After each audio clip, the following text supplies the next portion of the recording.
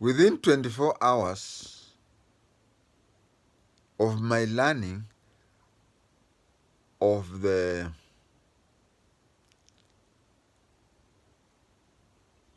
attack, the Hamas attack on Israel, I commented something. But that channel, you know what happened. I want to repeat it because some people have asked me to repeat the major points that were in the other channel. Within 24 hours of my learning of the attack, I said this and I'll repeat, that from all appearances, Hamas had attacked Israel when Israel was not observing.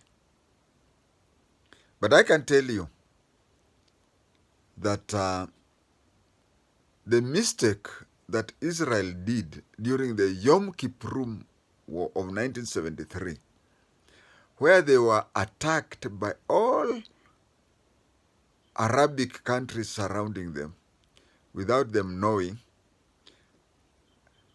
they swore that never in life would Israel be caught pants down. So I reasoned immediately after Hamas had attacked Israel. I said the following.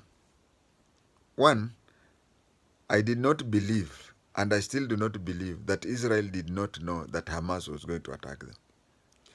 Israel knew, and Israel allowed Hamas to attack. Let me take an example of this pineapple farm in Thika. Pineapple farm in Thika, you may be friendly to the guard who guards there. And there is a small opening in the fence. He sees you, he winks at you. After winking at you, he goes in one direction, leaves that place for 5 minutes, then comes back. You already know that winking and going away, you have been given 5 minutes to collect as many pineapples as possible. Then go, and then he comes back as if nothing happened. So Israel knew that Hamas were coming, and they went away shortly for Hamas to come in. And Hamas carried with them a lot of things and recorded them victoriously, in quotes, victoriously attacking that place. They walked into a trap because since day one, Israel has always wanted to wipe out Hamas. It is only that they lacked an excuse. Even right now, they have annihilated Hamas. They are being told to come out. They say, no, we must make sure that the last Hamas person is dead.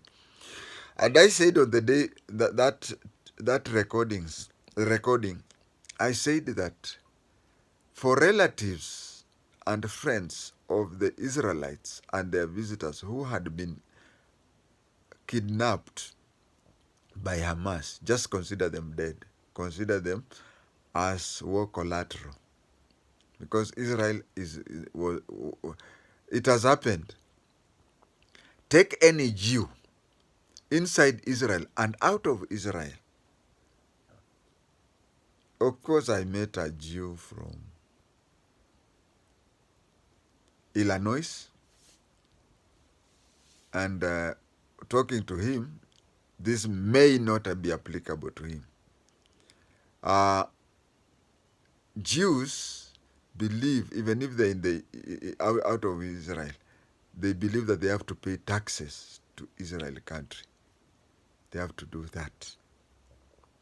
So Israelis find it okay to die for the cause of Zionism. That one you have to understand. So the Israelis knew that at best they have lost all the people who have been kidnapped. At worst, that is. But they made sure that they'll even right now, if the war ends, Hamas will never be Hamas. but Israel wants to wipe it out completely. And Israel also wants, at the end of the issue, they will have their own, I mean, whichever Palestinian government would be in Hamas, would be in the coastal Gaza Strip, will have to fulfill certain conditions set by Israel. But then let us talk of other things. Israel is a country that, the original Israel, there's a time when it was so thin that from Transjordan all the way to the Mediterranean Sea was less than 10 kilometers. So overrunning, you could walk from Mediterranean to Jordan, literally. So Israel, most of their things, they do it out of Israel. Israel has the highest, they believe, you know, let me declare my biasness. I was taught Israel syllabus at GSU training school. I'm number 41, police detail number 41.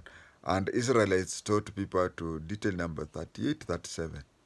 So even though they were not there, but Israel was there when we were there. Two, I attended CAD training school. That one was mostly influenced by British. I attended the special branch training school, which even though we didn't even have a single tutor who was an Israelite, who was a Jew, but you could see their fingerprints and footprints everywhere. Israel has set itself so much that it has invested a lot on security and intelligence. They do believe that they own the oldest intelligence organization in the world. They believe that Mossad and other intelligence arms are offshoots of the first intelligence in the world. And the first intelligence in the world is found in the Old Testament.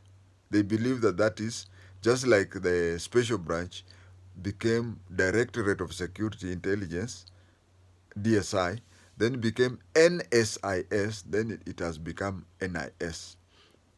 That is how they believe that Mossad originates from. The time when 12 youths from the 12 tribes of Israel were sent to Canaan to go and see what happens there and come back and give.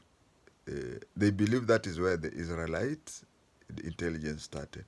And so all the time they're doing, anywhere in the world, you do what you want to do. But once you mention Israel, their ears open automatically. They monitor everything.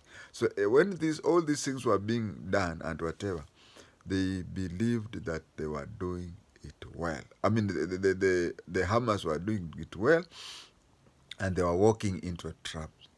Now, Hamas has a problem. You know, if you are to attack PLO, Hamas is part of PLO. PLO is what in Kenya we like saying coalition. But if you attack any of the other coalitions within Palestine, all Arab world, all Muslim world will come gun blazing. They would come attack you. Why? Because they are for the Palestine liberation. But Hamas has made a problem such that most of the Arabic countries are against Hamas. Hamas has gone into the groupings like ISIS and others, such that within the Arab world, Hamas has more enemies than friends. Now you find themselves in a position that Hamas, Arab countries cannot declare openly anti-Hamas, especially when Hamas is going against Israel. So they give lukewarm support. And that, viewers, is my piece on Gaza Strip. uh, Hamas will be completely destroyed. But the problem, I've always believed in brainstorming, if you call it brainwashing. Go to the people, sit down with them, reason with them, do whatever. You'll end up winning them over through reasoning. But if you have to win them over by might, others do come up even more greater than that. We had a criminal in Nairobi called Francis Gashui. He was so bad. He used to steal even from Mama Ngina's things. And then the government, through Patrick Shaw, killed him. His deputy, Wakinyonga, became the overall. What am I trying to say? Eliminating Hamas may give birth to an even more deadlier force, just like Gashui was bad, but Wakinyonga. How many people can remember? Out of the 100 people you talk, who say they remember Wakinyonga, you'll find only 3 or 4 who remember Gashui. So you may remove a bad thing, but a worse one may come.